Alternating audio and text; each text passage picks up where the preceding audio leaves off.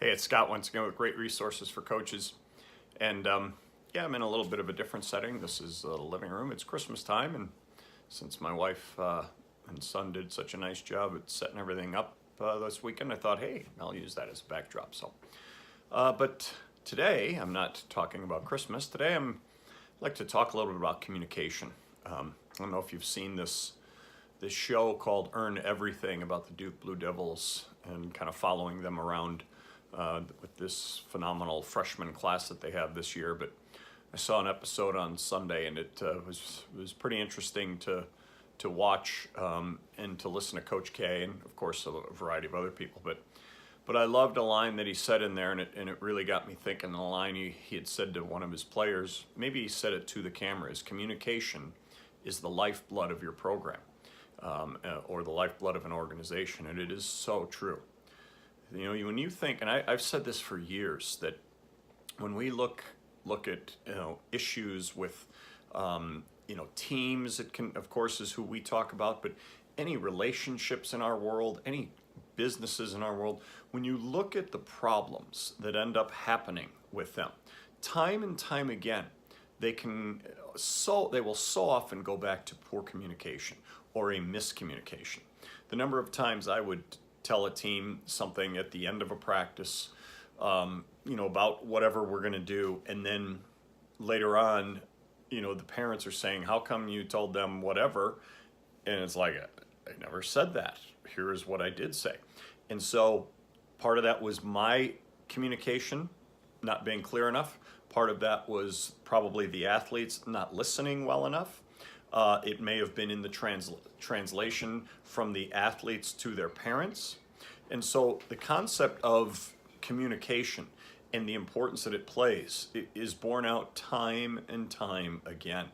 The number of times that we'll try to communicate something to an individual player, and what we're trying to do is trying to maybe motivate, trying to get them enthusiastic, whatever it might be. We're trying to communicate to them.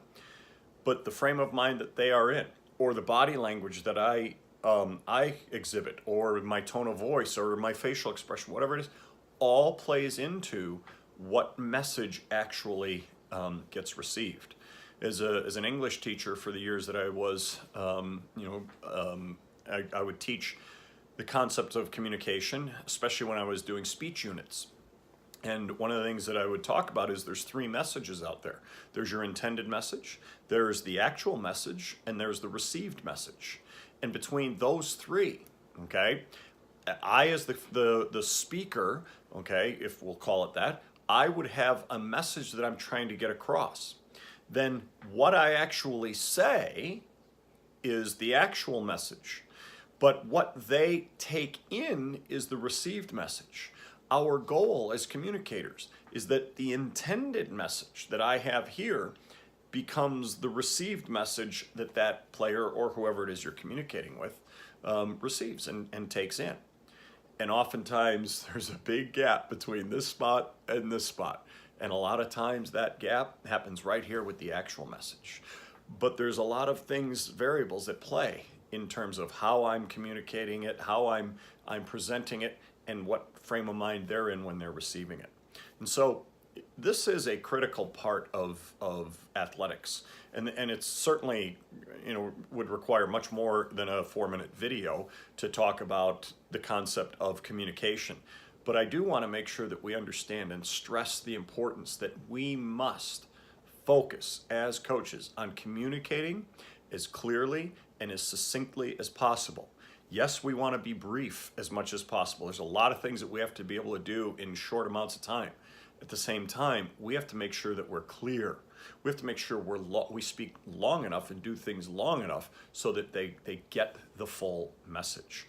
So coaches, make sure you're zeroing in on your communication skills and helping your teams be their best by you communicating properly, and then teaching them how to do the same thing as they communicate with each other. Much more on this in the future, but I really wanted to get this after seeing that episode the other day. I thought I really want to touch on this. So hope you have a great week. We'll talk to you next week.